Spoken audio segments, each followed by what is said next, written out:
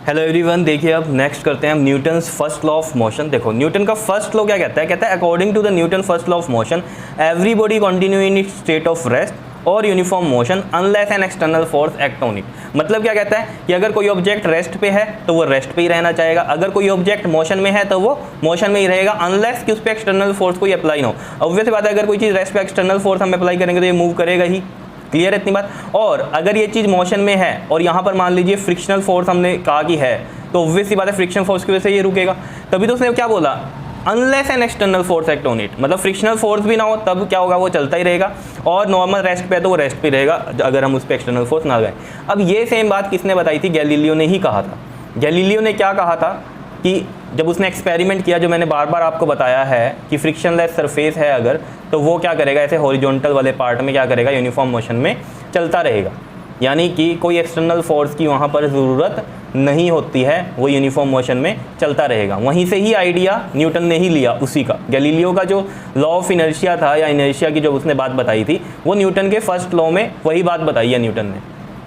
Clear है इतनी बात। तो वहाँ पर जो बात थी वो क्या थी कि फ्रिक्शनलेस सरफेस पे यूनिफॉर्म मोशन में चलता ही रहेगा विदाउट एनी एक्सटर्नल फोर्स। तो वही बात है, देख लो, अगर वो यूनिफॉर्म मोशन में है अनलेस एन एक्सटर्नल फोर्स, समझ रहे हो, कोई एक्सटर्नल फोर्स नहीं है तो वो क्या रहेगा, कंटिन्यू में रहेगा यूनिफॉर्म मोशन में। और रेस्ट वाली कहानी भी है कि अगर रेस्ट में तो रेस्ट में ही रहेगा। क्या इतनी बात क्लियर है। तो ये बात तो गैलीलियो ने ही तो बताई थी कि यूनिफॉर्म मोशन में तो यूनिफॉर्म मोशन में चलता रहेगा जब तक एक्सटर्नल फोर्स नहीं। एक्सटर्नल फोर्स मतलब क्या, फ्रिक्शनल फोर्स नहीं है। और जब उसने एरिस्टोटेलियन की बात बताई थी कि उसने कहा था नहीं फ्रिक्शन है तो आपको फोर्स तो देनी ही पड़ेगी, तब उसने उसको काउंटर करते हुए कहा था क्या, कि जो फोर्स देनी भी पड़ेगी वो सिर्फ फ्रिक्शनल फोर्स को खत्म करने, मतलब उसके काउंटर, उसके अपोज में देनी पड़ेगी। अगर हम फ्रिक्शन की भी बात करें, जो एरिस्टोटेलियन कह रहा था कि हमें तो एक्सटर्नल फोर्स तो देनी ही देनी है मोशन के लिए, तो उसने कहा नहीं ऐसा नहीं है, देख लो फ्रिक्शनलेस सरफेस है, मोशन हो रहा है और विदाउट एनी फोर्स हो रहा है। समझ रहे हो, कोई फोर्स ही नहीं है, देख लो यहाँ पर कोई फ्रिक्शनल फोर्स भी उसने कहा है और ना कोई वैसे फोर्स हम लगा रहे हैं इसमें, ये मूव कर रहा है। उसकी बात गलत कर दी उसने। उसने कहा कि अगर फ्रिक्शन वाली बात भी है तो जो मोशन है हमारा, अगर ये ऑब्जेक्ट क्या कर रहा है हमारा फ्रिक्शन वाले सरफेस पे मूव कर रहा है, तो फ्रिक्शनल फोर्स ऐसे लग रहे हैं, तो हमें जस्ट काउंटर के लिए उस करने के लिए उसको क्या देनी पड़ेगी, फ्रिक्शनल फोर्स को मतलब काउंटर करने के लिए एक फोर्स देनी पड़ेगी बस। और वो क्या करेगा, मूव करता रहेगा, जबकि नेट फोर्स यहाँ भी 0 है। तो इतनी बात तो ये क्लियर हो रही थी यहाँ पर, या नहीं बताओ, सीधी सी बात है या नहीं है बताओ। तो यानी कि उसको ये चीज़ पता चल गई थी गैलीलियो को कि यूनिफॉर्म मोशन में अगर कोई ऑब्जेक्ट है तो वो यूनिफॉर्म मोशन में ही रहेगा जबकि कोई एक्सटर्नल फोर्स वहाँ नहीं है। समझ लो इतनी बात या नहीं। और ये चीज़ बात समझनी है, एक्सटर्नल फोर्स मतलब क्या, अगर यहाँ फ्रिक्शनल फोर्स नहीं है तभी तो ये चल पा रहा है, अगर फ्रिक्शनल फोर्स आ जाएगी, एक्सटर्नल फोर्स आ गई यानी कि तो रुक ही जाएगा। क्या इतनी बात क्लियर है या नहीं है। ठीक है, तो न्यूटन का फर्स्ट लॉ यानी कि गैलीलियो की ही बात बताता है, सिंपली सी ये कहानी है। तो न्यूटन ने गैलीलियो की ही बात को कॉपी किया और अपना फर्स्ट लॉ बनाया। क्या इतनी बात समझ में आई है। ठीक है, तो उसी की बात को उसने आगे बढ़ाया था। क्लियर। तो ये चीज़ हमें समझ में आ गई। इनर्शिया भी यही चीज़ तो बोलता है कि कोई चीज़ रेस्ट पे तो रेस्ट पे रहना चाहिए, यूनिफॉर्म मोशन में तो यूनिफॉर्म मोशन में रहना चाहिए। ठीक है, वही बात यहाँ पर न्यूटन का फर्स्ट लॉ भी कह रहा है कि एक्सटर्नल फोर्स नहीं है अगर, तो कोई ऑब्जेक्ट रेस्ट पे तो रेस्ट पे रहेगा, यूनिफॉर्म मोशन में तो यूनिफॉर्म मोशन में रहेगा। क्लियर है। अब examples of Newton's first law क्या है, वही एग्जांपल्स हैं जो हमने इनर्शिया ऑफ रेस्ट के पढ़े थे, इनर्शिया ऑफ मोशन के और इनर्शिया ऑफ डायरेक्शन के पढ़े थे, वही कहानियाँ हैं। क्योंकि मैंने बोला तो इनर्शिया को ही डिफाइन किया था एक्चुअली में न्यूटन ने एक तरह से फर्स्ट लॉ में। ठीक है, वही अपनी बात इनर्शिया वाली ही कही थी। ठीक है, तो यहाँ पर एग्जांपल्स हैं वही जो मैंने आपको पहले भी बताए थे इनर्शिया ऑफ रेस्ट में। तो इसके भी एग्जांपल्स हम कई सारे करेंगे क्योंकि कई बार क्वेश्चन आते हैं, जो मैंने यहाँ पर ब्लैक में लिखा है इस तरीके का क्वेश्चन आएगा कि मैंने horse suddenly start running the rider falls backward why, तो उसका आंसर फिर इस तरीके से दोगे आप। और नहीं तो अगर एग्जांपल्स के तौर पे आ गया कि एग्जांपल्स बताओ न्यूटन के फर्स्ट लॉ के, तो वो भी आप दे सकते हो। तो मैंने यहाँ पर क्या किया है, जैसे इनर्शिया ऑफ रेस्ट के भी 3 एग्जांपल दिए हैं, इनर्शिया ऑफ मोशन के भी 3 एग्जांपल दिए हैं, और जो इनर्शिया ऑफ डायरेक्शन है उसके भी 3 एग्जांपल दिए हैं। ठीक है, क्लियर है। तो अब कहानी देखो क्या है, क्या एग्जांपल हमारे डेली लाइफ से रिलेटेड क्या है। कहता है when a horse suddenly starts running the rider falls backward. देखो हॉर्स जब क्या कर रहा है, सडनली स्टार्ट हुआ रन करने के लिए, तो राइडर क्या करता है, बैकवर्ड जाता है थोड़ा सा। ठीक है, जैसे कि मैंने आपको एग्जांपल दिया था कार का, कि कार सडनली मूव करती है तो आपका जो अपर पार्ट है वो कहाँ जाता है, बैकवर्ड जाता है। तो ये चीज़ हो क्या रही है, देखो अगर हम हॉर्स वाली कहानी को समझें, देखो जो उसका लोअर पार्ट है राइडर का वो हॉर्स पे है, और हॉर्स सडनली रन करने लग गया तो यानी कि वो भी मोशन में आ गया, जो लोअर पार्ट है। ठीक है, घोड़े के साथ। लेकिन जो राइडर का अपर पार्ट था वो तो रेस्ट में ही था, और वो रेस्ट में ही रहना चाहता है। और रेस्ट में पोजीशन उसकी क्या है, जैसे वो तो रन करके यहाँ पर थोड़ा आगे आ गया, लेकिन रेस्ट की पोजीशन उसकी थोड़ी पीछे वाली ही थी जब वो खड़ा है। जब वो नॉर्मली हॉर्स पे खड़ा है, बैठा हुआ है मतलब, ठीक है, तब क्या है उसकी पोजीशन यहाँ है। अब वो रन करके जब कहाँ आ गया, यहाँ आ गया थोड़ा सा मान लो, लेकिन ये तो इसी पोजीशन में ही रहना चाहता है, पीछे जो रेस्ट वाली पोजीशन थी, तो ये बैकवर्ड होती है आपकी पोजीशन राइडर की। यही सेम कार में कहानी मैंने आपको बताई थी कि वो बैकवर्ड क्यों होता है, जब रुकी हुई जो पोजीशन है रेस्ट पे वो वही पोजीशन अटेन करेगा, वो कैसे होगी जब वो पीछे जाएगा, तो इसलिए वो बैकवर्ड जाता है। तो ये क्या है, इनर्शिया ऑफ रेस्ट की वजह से ऐसा हुआ, क्योंकि इनर्शिया ऑफ रेस्ट क्या कहता है कि कोई भी बॉडी वो रेस्ट में ही रहना चाहिए, समझ रहे, तो वो रेस्ट में ही रहना चाहती है। लेकिन अब तो चलो फोर्स लग गई तो उसे तो आगे बढ़ना ही है साथ में, लेकिन उस टाइम तो उसने उसको रेजिस्ट किया ना, वो क्या हुआ, रेस्ट में ही रहना चाहती है, इसलिए बैकवर्ड हुआ बंदा। यही बात लिख रखी है, this is because the lower part of the rider which is in contact with the horse comes into the motion. देखो ये मैंने सिंपल लैंग्वेज में लिख रखा है, आपने सिर्फ पढ़ना है, इसको लर्न करने की जरूरत नहीं है, जो मैं बोल रहा हूँ वो समझ लो। मैंने यहाँ लिख दिया कि कभी आप जैसे नोट्स बना रहे हो तो आपको कोई चीज़ पता नहीं चल रही या दिमाग से निकल गई तो पढ़ के आपको समझ में आ जाए, नहीं तो अगर आपके दिमाग में बैठ गई तो आप पेपर में आप खुद से लिख सकते हो, कोई दिक्कत वाली बात नहीं है। देखो कहता है this is because the lower part of the rider which is in contact with the horse comes into the motion. यही आपको बताया लोअर पार्ट क्या है, कॉन्टैक्ट है हॉर्स के साथ और जो कि है मोशन में है। While his upper part tends to remain at rest, लेकिन अपर पार्ट किस में है, रेस्ट है, and due to the inertia of rest. क्यों, क्योंकि इनर्शिया ऑफ रेस्ट की वजह से वो किस में है, रेस्ट में, इसलिए से उसको क्या लगा, बैकवर्ड जर्क लगा, एक तरह से हम ये बोल सकते हैं, ठीक है, फॉल्स बैकवर्ड, ठीक है। ये चीज़ आप समझ सकते हो या नहीं, बताओ, क्लियर। अब देखो सेकंड में हम बात करते हैं कि dust is removed from the hanging carpet bye beating it with a stick. अब देखो डस्ट जो रिमूव करते हैं हम कारपेट से, ठीक है, कारपेट तो समझते ही होंगे आप, उसको बीट करते हैं स्टिक से। जैसे मान लो ये एक कारपेट है ऐसा, ठीक, अब इसको क्या कर रहे हैं हम, ये स्टिक है, ठीक है, इससे इसको बीट कर रहे हैं, ये बीट कर रहे हैं। अब हो क्या रहा है, डस्ट पार्टिकल कैसे अलग हो रहे हैं, देखो इसको बीट कर रहे हैं तो ये फॉरवर्ड में जा रहा है। अब यहाँ जो डस्ट पार्टिकल है उसकी तो पोजीशन यही है, ये तो आगे मूव कर गया, लेकिन डस्ट पार्टिकल यहीं रह गए, तो वो निकल नहीं गए बाहर एक तरह से। फिर बीट किया, ये आगे गया, हम तो ऐसे इस तरीके से करते हैं ना, तभी तो डस्ट पार्टिकल निकल रहे, लेकिन स्लो मोशन समझो, ये बीट किया, ये आगे गया, लेकिन इस पोजीशन पे जो डस्ट पार्टिकल थे वो यहीं है, ये तो आगे चला गया, डस्ट पार्टिकल यहीं रह गए, तो वो निकल गए एक तरह से कारपेट में से, यही बात बोल रहा है वो, ठीक है। तो dust is removed from the hanging carpet bye beating it with a stick, ठीक है, तो स्टिक से जब उसको बीट करते हैं, मारते हैं कारपेट को, तो उसमें से क्या होती है, डस्ट रिमूव होती है। As the carpet is beaten it suddenly moves forward, forward हुआ जो अभी मैंने आपको बताया, ये देखो इसको बीट किया ऐसे, ये फॉरवर्ड गया, ठीक, moves forward while the dust particle tend to remain at rest, और वो रेस्ट पे रह गए dust particle, and due to वो किसकी वजह से हुआ, due to the inertia of rest and so fall off, इसलिए वो क्या होते हैं, बाहर निकलते हैं, क्लियर। थर्ड क्या कहता है, when we shake the branch of a tree its fruit and dry leaves fall down.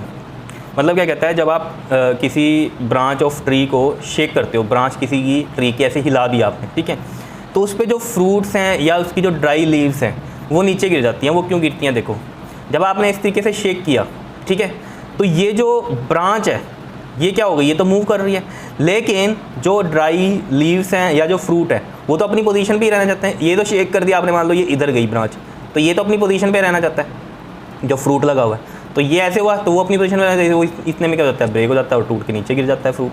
तो यही कह रहा है, on shaking the branch comes into the motion, branch तो कम होगी मोशन में, while the dry fruits and leaves tend to remain at rest, वो rest पे ही रहना चाहते हैं, सो गेट सेपरेटेड, इसकी वजह से क्या होते हैं, वो सेपरेट हो जाते हैं। क्या इतनी बात क्लियर है। तो ये था न्यूटन का फर्स्ट लॉ।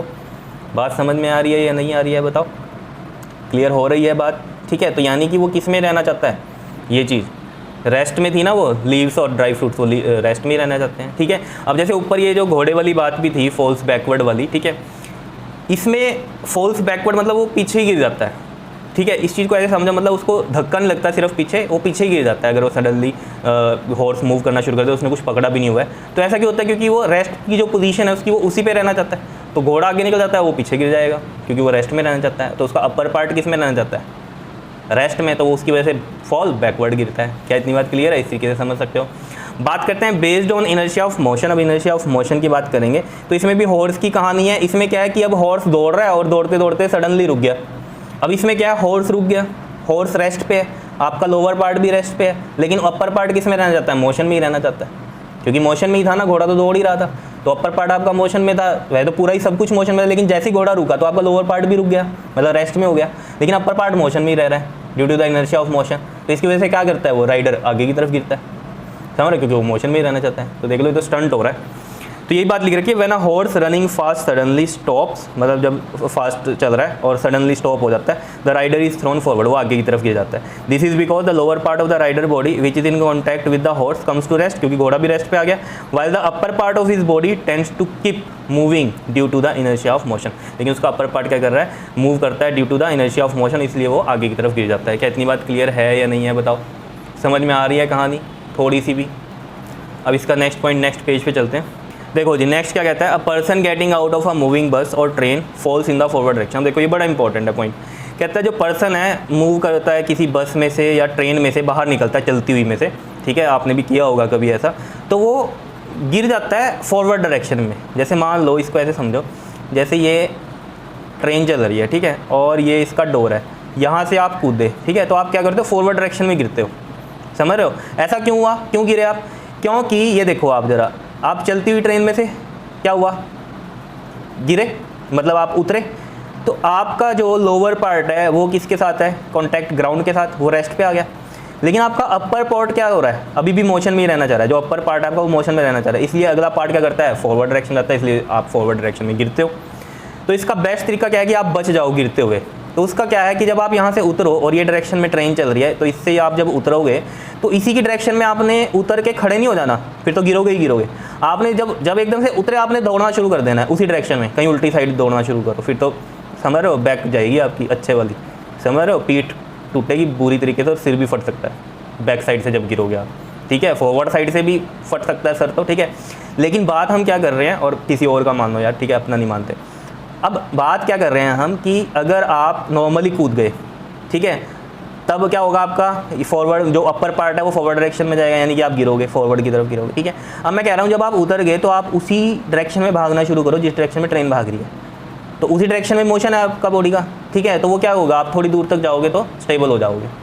अब मैं वो बात कह रहा था कि मान लो ट्रेन इधर जा रही है और उतर के इस साइड अपोजिट साइड भागने की कोशिश करोगे तो क्या होगा, आप अपने बैक साइड पे गिरोगे, मतलब उल्टा होके गिरोगे आप, समझ रहे हो, क्योंकि ट्रेन इधर जा रही है और आप उतर के उसकी अपोजिट साइड भागना शुरू कर दिया आपने। भाग तो पाओगे ही नहीं, जैसे उतरोगे वैसे ही आप क्या करोगे, आपका मतलब ट्रेन इधर है, फेस इधर है, इस साइड है आपका, इस तरफ देख रहे हो आप और उतरे भागते हुए और इस साइड भागने की कोशिश करो, तो क्या होगा, आप पलट के गिरोगे ऐसे उल्टा, समझ रहे हो, जैसे ये उतरे आप और इस साइड जाना चाहते हो तो ऐसे गिरोगे पिछली साइड। चलो ठीक है जी, और कोई और गिरेगा, हम अपनी बात नहीं कर रहे ना आपकी बात कर रहे हैं, ठीक है, किसी और के लिए सोच रहे हैं, ठीक।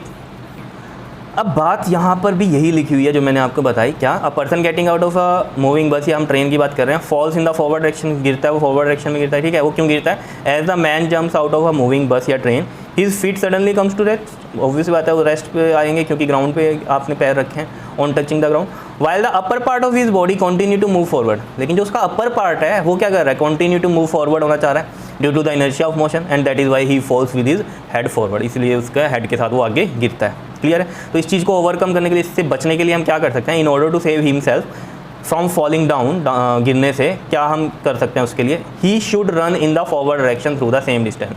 कितनी बात क्लियर है, ठीक है। सम डिस्टेंस तक वो क्या करे, फॉरवर्ड डायरेक्शन में मूव करे, यानी कि दौड़े, ठीक है, उसी डायरेक्शन में जिस डायरेक्शन में ट्रेन चल रही है उसी डायरेक्शन में उतर के थोड़ा दौड़े उसी डायरेक्शन में कुछ डिस्टेंस तक, तो वो गिरेगा नहीं फिर, ठीक है, क्योंकि बॉडी स्टेबल हो जाएगी, थोड़ी दूरी तक मोशन में रहेगी, फिर स्टेबल हो जाएगी, ठीक है।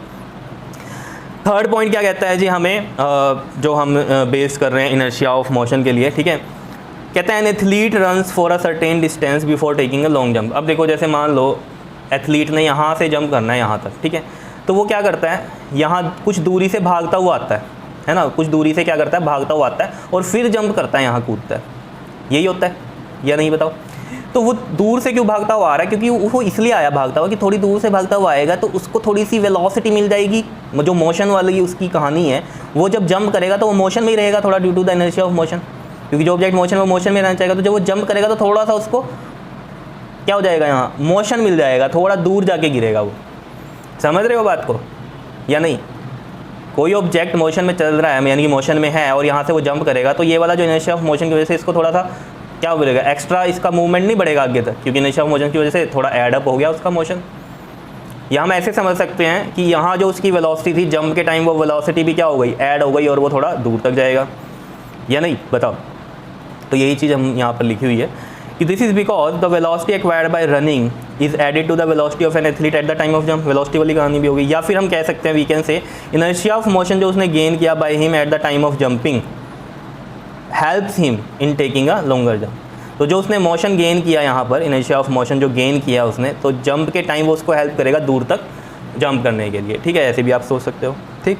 बात करते हैं अब हम based on inertia of direction. Inertia of direction में क्या है कि कोई चीज़ डायरेक्शनल, मतलब किसी डायरेक्शन में तो उसी डायरेक्शन में रहना चाहिए, ठीक है ना।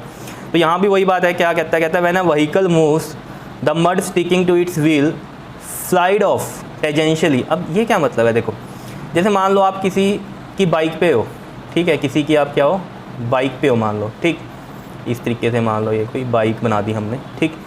अब किसी की बाइक पे आप जा रहे हो और यहाँ क्या है, कीचड़ है, ठीक है, और आप उसके पीछे बैठे हो, तो आप देखना जब वो कीचड़ में से निकालता है तो यहाँ से जब ये आगे इस तरफ मूव कर रही है मोटर बाइक, ठीक है, तो इस साइड से क्या होगा, ये जो कीचड़ है ना सारा ऊपर यहाँ जो ये पीछे बंदा बैठा है ना इसकी शर्ट पे लग जाएगा। होता है, कभी बैठे हो तुम बारिश के दिनों में अपने दोस्त के पीछे बाइक पे, ठीक है, अगर 3 दोस्त हैं ना तो वो लड़ते हैं कि यार बीच में मैं बैठूंगा, क्योंकि उनको पता है जो पीछे बैठेगा ना उसके तो कपड़े गंदे होने वाले हैं, पानी पुनी आएगा ही बीच में और वो सारा पानी कहाँ जाएगा, या कीचड़ जो है वो सारा पीछे वाले बंदे की शर्ट पे जाएगा। तो ऐसा क्यों होता है, देखो इसको मैकेनिज्म को समझो। देखो ये व्हील है, ये इस डायरेक्शन में घूम रहा है, ठीक है।